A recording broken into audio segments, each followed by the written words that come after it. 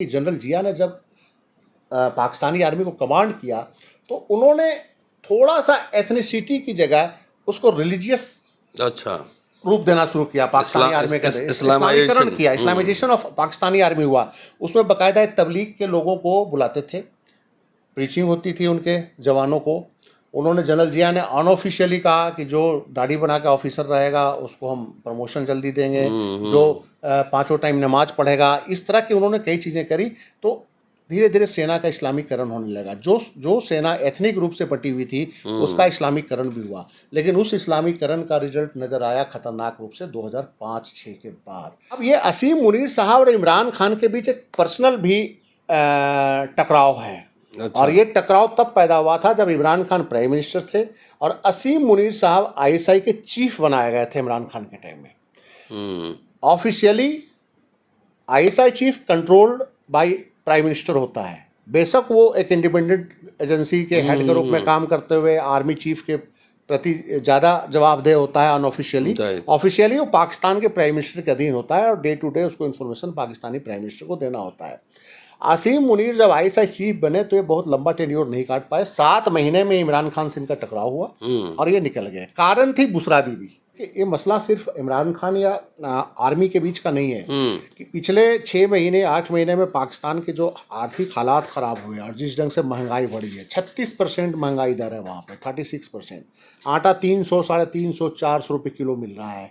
तो आटे की किल्लत हो गई और रमज़ान के महीने में आटे के लिए मतलब कि जब वो लोग जो लेने गए, दान लेने गए आटे के रूप में, जो लोग बांट रहे थे, तो वहाँ पे भी दंगे हो गए और बहुत कम से कम 100-150 लोगों की मरने की खबर आई उस दौरान भी, रमज़ान के महीने में, जो गरीब लोग आटा लेने गए थे। आटे की इतनी किल्लत थी वहाँ पे। प्रोटेस्टर्स में कुछ सर्विंग आर्मी ऑफिसर्स के फैमिली के लोग भी हैं। अच्छा। और वो जो रावलपिंडी में जो आर्मी हेडक्वार्टर है, तो उसके पास जब प्रदर्शन हो रहा था तो उसमें जो कुछ खबरें ये आई कि उसमें जो प्रदर्शनकारियों में कुछ आर्मी ऑफिसर्स के बच्चे भी थे।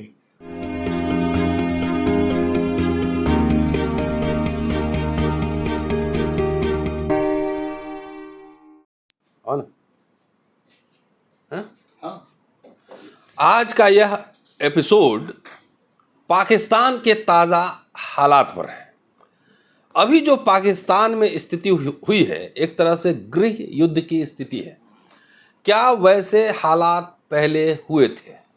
खबर ये भी आ रही है कि सेना के अंदर भी गुटबाजी हुई है, 2 गुट बढ़ चुके हैं और जो प्रोटेस्टर हैं उसमें सेना के भी कुछ फैमिली के मेंबर्स प्रोटेस्ट में शामिल हैं। क्या है पूरा मामला, ताज़ा क्या चल रहा है पाकिस्तान के अंदर, ये एपिसोड में समझने की कोशिश कर रहा हूं। दोस्तों, रतनलाल बोल रहा हूं और आप देख रहे हैं अम्बेडकरनामा। संजीव जी फिर पुनः ताज़ा आंकड़ों के साथ और क्या चल रहा है पाकिस्तान के अंदर, इसको लेकर आए हैं और इनसे समझने की कोशिश करेंगे कि वहाँ का पूरा डेमोग्राफी, सोशल डेमोग्राफी, जियोपॉलिटिक्स और पाकिस्तान में जो हालात हैं इसके रिपरकशन पाकिस्तान की पॉलिटिक्स पे आने वाले समय में क्या पड़ेंगे। स्वागत है संजीव जी। नमस्कार। नमस्कार जी, बताएं। देखिए अभी तक तो जो लेटेस्ट खबर ये है कि इमरान खान के बाद उनकी पार्टी के 2 सीनियर लीडर्स, जो उनके प्राइम मिनिस्टर जब थे तो उनके साथ दोनों सीनियर मिनिस्टर थे, असद उमर और शाह महमूद कुरैशी, दोनों को अरेस्ट कर लिया गया है। उनके ऊपर एलिगेशंस है कि वो मॉब को भड़का रहे हैं और उनको इंस्टिगेट कर रहे हैं कि वो सड़कों पे आए, हंगामा करें। अच्छा, 2 सीनियर लीडर्स। 2 सीनियर लीडर जो इमरान खान की मिनिस्ट्री में मिनिस्टर्स थे, सीनियर मिनिस्टर थे। असद उमर जो थे फाइनेंस मिनिस्टर थे, शाह महमूद कुरैशी उनके गवर्नमेंट के अंदर विदेश मंत्री भी रहे थे। तो ये दोनों को गिरफ्तार कर लिया है वहाँ। और जो सबसे बड़ी बात ये छन के आ रही है कि जो हर जगह पे जो आर्मी के खिलाफ जो पीटीआई के जो और इमरान खान के समर्थक जो हंगामा कर रहे हैं, तो एक बड़ी ये गंभीर सूचना ये आ रही है कि क्या पाकिस्तानी आर्मी के खिलाफ सिविलियंस जो हैं, जो इमरान खान के समर्थक नेचुरली सिविलियंस हैं, वो इतना क्यों आर्मी से नाराज़ हैं और आर्मी को लेकर तमाम क्वेश्चन सब क्यों कर रहे हैं। और यहाँ तक कि सोशल मीडिया पे ये क्यों कहा जा रहा है कि ये जो है बेसिकली इन्होंने पाकिस्तान को बहुत डैमेज किया, इंडिया के साथ 2-2 बार हार गए और आज तक कश्मीर पे कुछ नहीं किया और कश्मीर पे इनको कोई सफलता नहीं मिली और उसके बावजूद ये कंट्री को रूल कर रहे हैं। लेकिन जो सबसे इम्पॉर्टेंट जो एक जो सूचना आई है कि प्रोटेस्टर्स में कुछ सर्विंग आर्मी ऑफिसर्स के फैमिली के लोग भी हैं। अच्छा। और वो जो रावलपिंडी में जो आर्मी हेडक्वार्टर है, तो उसके पास जब प्रदर्शन हो रहा था, तो उसमें जो कुछ खबरें ये आई कि उसमें जो प्रदर्शनकारियों में कुछ आर्मी ऑफिसर्स के बच्चे भी थे, और जो लाहौर के अंदर जो कॉर्प्स कमांडर के घर पे जो हंगामा हुआ और सामान भी उठा के प्रदर्शनकारी ले गए। दरअसल ऐसा था कि कॉर्प्स कमांडर शायद वहाँ थे नहीं, या उनका ट्रांसफ़र हो गया था, वो हाउस खाली था और उसके बाद वो हंगामा हुआ है। तो निश्चित रूप से पाकिस्तान के आर्मी के लिए और पाकिस्तान में जो इस समय हालात हैं, चूँकि इकोनॉमी उनकी बहुत ख़राब है, आर्मी खुद ऐसे भी कुछ बहुत अच्छी सिचुएशन में नहीं है, आर्मी के पास अपने रिसोर्सेज के क्रंच हैं। वैसे में चूँकि जनता इसलिए, देखिए ये मसला सिर्फ इमरान खान या आर्मी के बीच का नहीं है कि पिछले 6 महीने 8 महीने में पाकिस्तान के जो आर्थिक हालात ख़राब हुए और जिस ढंग से महंगाई बढ़ी है, 36% महंगाई दर है वहाँ पे, 36%। आटा 300 साढ़े 300 400 रुपये किलो मिल रहा है। तो आटे की किल्लत हो गई, और रमज़ान के महीने में आटे के लिए मतलब कि जब वो लोग जो लेने गए, दान लेने गए आटे के रूप में, जो लोग बांट रहे थे, तो वहाँ पे भी दंगे हो गए और बहुत कम से कम 100-150 लोगों की मरने की खबर आई उस दौरान भी, रमज़ान के महीने में, जो गरीब लोग आटा लेने गए थे। आटे की इतनी किल्लत थी वहाँ पे। तो ये जब प्रॉब्लम जो है कि इकोनॉमिक क्राइसिस है, फूड क्राइसिस है, पिछले दिनों बाढ़ आया था जिससे $30 बिलियन का नुकसान खुद पाकिस्तान ने असेस किया है। तो सोशियो इकोनॉमिक क्राइसिस जो वहाँ पे पाकिस्तान के अंदर है, वो सारा कुछ अब रिफ्लेक्ट हो रहा है। एक तो जनता ऐसे ही उबली पड़ी है, उसी बीच एक घटना हो गई कि इमरान खान अरेस्ट हो गए। इमरान खान जो है वो एक नया पाकिस्तान की बात करके आए थे, एक अर्बन मिडिल क्लास का एक पूरा ग्रुप उनके साथ है, लोग उनके साथ हैं, तभी इतने लोग खुल के आ रहे हैं। तो ये एक पाकिस्तान के लिए बहुत बड़ी चुनौती है। लेकिन जो आर्मी के खिलाफ जो ये जो सारी बातें आ रही है, उसमें जो सबसे इम्पॉर्टेंट मसला ये है कि जो आर्मी चीफ हैं, वो अभी नवंबर 2022 में वो नए आर्मी चीफ आए थे, आसिम मुनीर साहब। तो आसिम मुनीर साहब जो है बेसिकली ऐसे आर्मी चीफ माने जाते हैं जो लो प्रोफाइल और थोड़ा सा कट्टर इस्लाम, हाफिज कुरान उनको कहा जाता है, क्योंकि कुरान उनको कंठस्थ है। और सऊदी अरेबिया में लंबे समय तक उन्होंने सर्विस दी है एज ए लेफ्टिनेंट कर्नल, और कहा जाता है कि जब एज ए लेफ्टिनेंट कर्नल थे वहाँ, तो उन्होंने कुरान को कंठस्थ कर लिया था वहाँ पे। कुरान के एक एक वर्ष उनको याद है, टिप्स पे है। तो वो कहते हैं कि सारे हर्डल्स को तोड़ के वो आर्मी चीफ बने। बताया जाता है कि इमरान खान उनको आर्मी चीफ नहीं बनाना चाहते थे उनसे, और इनके पहले जो जनरल बाजवा थे, उनके वो भी किसी और को आर्मी चीफ, उनकी आर्मी चीफ के पोस्ट के लिए कोई और पसंद था, जो जनरल शमशाद मिर्ज़ा जो थे, शाहिद शमशाद मिर्ज़ा, वो पसंद कर रहे थे, और इमरान खान फैज़ हामिद को चाहते थे। लेकिन इसी बीच सरकार बदल गई, आसिम मुनीर साहब आर्मी चीफ बन गए, और आसिम मुनीर साहब जो है सऊदी अरब के बताए जाते हैं पसंद है। आसिम मुनीर साहब एक ऐसे जनरल है पाकिस्तान के अंदर जिनकी ट्रेनिंग ब्रिटिश और अमेरिका में 2 साल 2.5 साल का उन्होंने कोर्स नहीं किया है, जो जनरली पाकिस्तानी आर्मी के ऑफिसर जो जनरल रैंक पे आता है वो पहले किया होता है। तो ये भी माना जाता है कि इनकी बेसिक जो पाकिस्तानी आर्मी के अंदर जो ब्रिटिश इंटेलिजेंस एस्टैब्लिशमेंट है या यूएस इंटेलिजेंस का जो एस्टैब्लिशमेंट है, उसके ये बहुत नज़दीक नहीं माने जाते, क्योंकि इन्होंने वहाँ कोई कोर्स नहीं किया है, यूएस के अंदर भी और यूके के अंदर भी। अभी जो आर्मी चीफ हैं। और ये सबसे बड़ी बात है कि जो जनरली पाकिस्तान के अंदर जो जितने भी जनरल्स बने हैं अभी तक, वो एबटाबाद स्थित जो इनका जो डिफेंस ट्रेनिंग सेंटर है, वहाँ के पास आउट हैं। ये पहले आर्मी चीफ हैं जो मंगला जो ट्रेनिंग सेंटर है उससे पास आउट आर्मी चीफ हैं। अच्छा। तो ये थोड़ा सा डिफरेंट, एक मतलब कि इनके आर्मी के अंदर ट्रेनिंग भी इनके आर्मी के अंदर डिफरेंट है, और ये उनके जो यूएस और अमेरिकन एस्टेब्लिशमेंट और यूके एस्टेब्लिशमेंट के नज़दीक नहीं रहे, लेकिन सऊदी अरब के नज़दीक रहे हैं। सऊदी अरब में सऊदी रॉयल फैमिली के लंबे समय तक जो आर्मी, जो पाकिस्तानी आर्मी के जो स्पेशल फोर्सेस जो वहाँ अपॉइंट रही है, और अभी भी है, आज भी है, जो सऊदी किंग के आसपास वो काफ़ी रहते हैं। उनकी पर्सनल सिक्योरिटी में भी पाकिस्तानी आर्मी के काफ़ी जवान्स रहते हैं, ऑफिसर्स रहते हैं। तो इन्होंने उनको कमांड किया है किसी ज़माने में, सऊदी रॉयल फैमिली के पास जो आसपास जो पाकिस्तानी जो ऑफिसर्स रहे हैं, या पाकिस्तान के जो सऊदी इम्पोर्टेंट जो इंस्टॉलेशन पे जो पाकिस्तानी आर्मी के जो लोग तैनात हैं, तो उनको ये कमांड करते रहे, तो उनके नज़दीक रहे हैं। अब ये असीम मुनीर साहब और इमरान खान के बीच एक पर्सनल भी टकराव है। अच्छा। और ये टकराव तब पैदा हुआ था जब इमरान खान प्राइम मिनिस्टर थे और असीम मुनीर साहब आईएसआई के चीफ बनाए गए थे इमरान खान के टाइम में। Officially ISI chief controlled by prime minister होता है। बेशक वो एक इंडिपेंडेंट एजेंसी के हेड के रूप में काम करते हुए आर्मी चीफ के प्रति ज़्यादा जवाबदेह होता है अनऑफिशियली। ऑफिशियली वो पाकिस्तान के प्राइम मिनिस्टर के अधीन होता है और डे टू डे उसको इन्फॉर्मेशन पाकिस्तानी प्राइम मिनिस्टर को देना होता है। आसिम मुनीर जब आईएसआई चीफ बने तो ये बहुत लंबा टेन्योर नहीं काट पाए। 7 महीने में इमरान खान से इनका टकराव हुआ और ये निकल गए। कारण थी बुशरा बीबी। अच्छा, हाँ, बुशरा बीबी के करप्शन के कुछ मामले आसिम मुनीर ने पकड़ लिया था और उन्होंने इस पर विरोध जताया था। वो इमरान खान साहब को रास नहीं आया। उन्होंने जनरल बाजवा पे दबाव बनाया और दबाव बना के इनको वहाँ से हटाया गया और इनको हटा के इमरान खान के सबसे पसंदीदा अफसर लेफ्टिनेंट जनरल फैज़ हामिद को लाया गया एज ए आईएसआई चीफ। और इमरान खान के बहुत ही पर्सनल पसंद थे और फैज़ हामिद का बाद में बाजवा से भी थोड़ा सा कन्फ्रंटेशन हुआ और फैज़ हामिद भी लंबा टेन्योर काटे लेकिन वो भी अल्टीमेट हटाए गए और बाजवा ने एक अपने पसंद के एक ऑफिसर को आर्मी चीफ बनाया।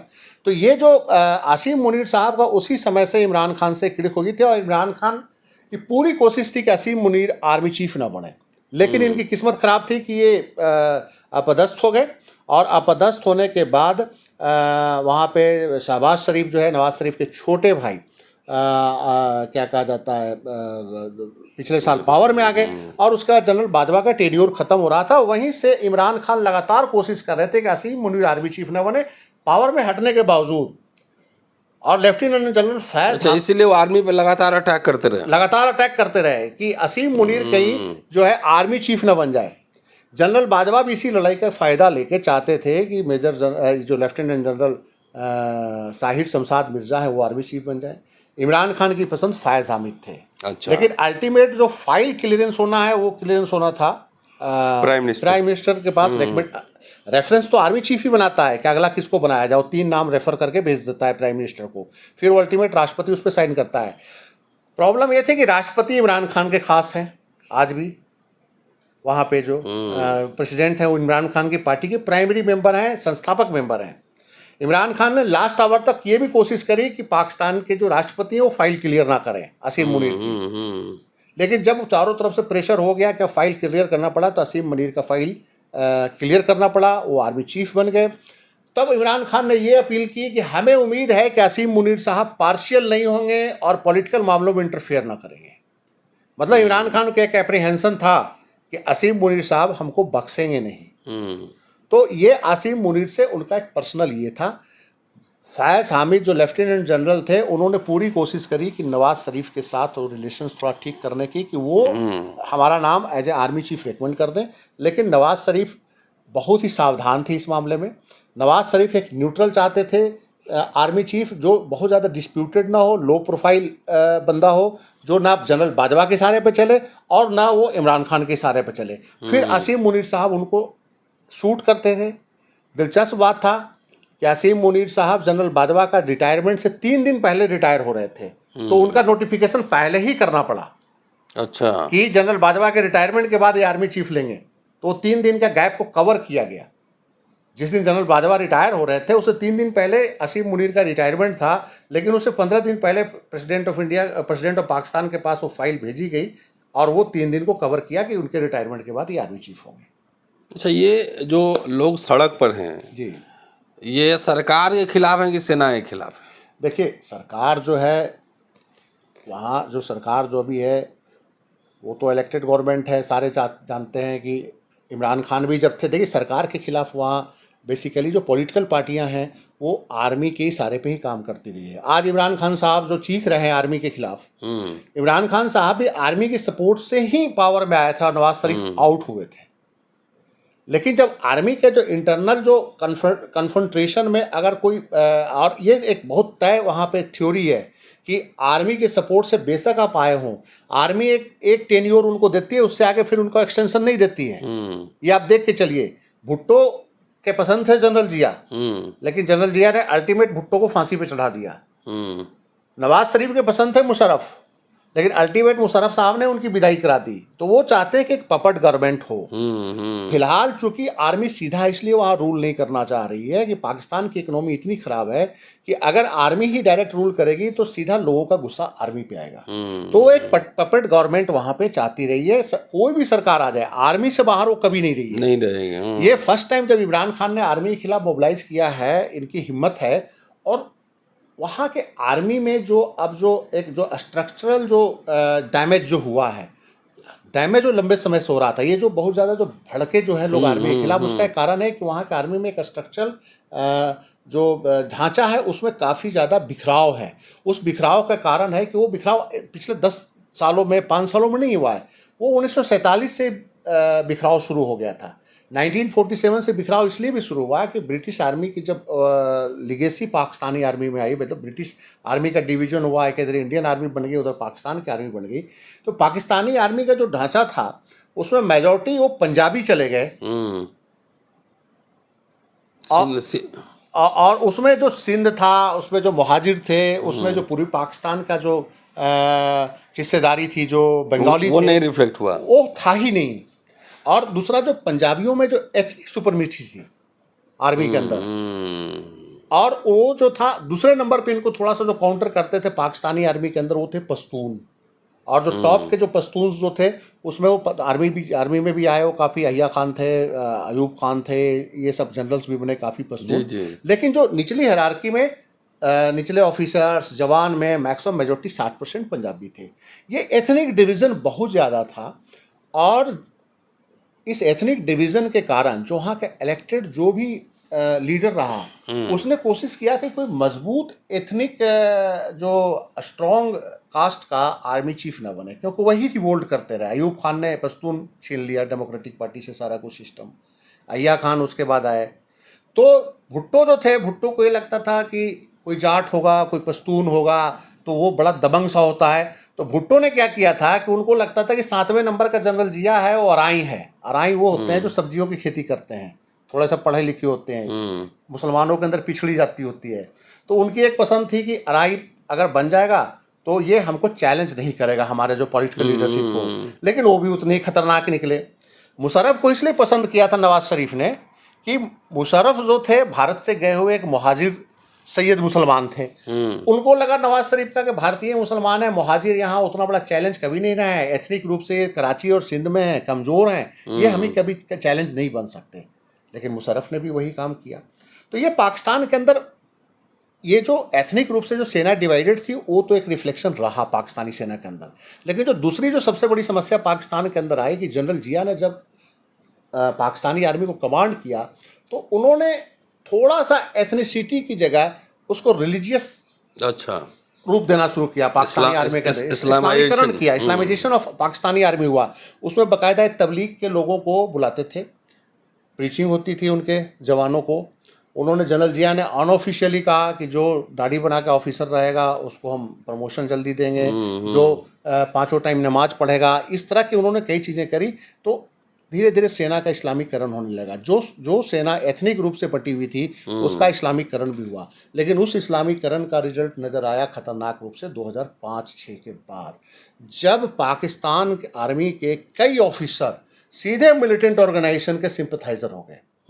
और यहाँ तक बताया जाता है कि पाकिस्तानी आर्मी के कुछ बेसों पे जब अटैक हुआ आतंकियों का, तो उसमें पाकिस्तानी सेना के कुछ अफसर भी इन्वॉल्व थे, जिसमें कहते हैं कि रावलपिंडी हेडक्वार्टर पे 2009 में तालिबान का अटैक हुआ था। कहते हैं कि उसमें इंफॉर्मेशन जो था उन आतंकियों को देने वाले में कुछ पाकिस्तानी सेना के ऑफिसर्स भी थे, जो जिहादी माइंडसेट के ऑफिसर्स थे। और पाकिस्तानी सेना में डिस्कशन शुरू हो गया कि हमारे अंदर जो जिहादी माइंडसेट के ऑफिसर्स जो हैं वो कहीं हमारी सेना के स्ट्रक्चर को तो नहीं तोड़ देंगे, हमारे सेना के लिए तो बहुत चैलेंज नहीं पड़ेंगे। उसके बाद 2011 में क्या हुआ कि INS मेहरान कराची के पास इनका एक नौसेना बेस था, उस पर आतंकियों ने अटैक किया और उसमें भी आर्मी नेवल फोर्सेस के 3-4 अफसर इन्वॉल्व पाए गए।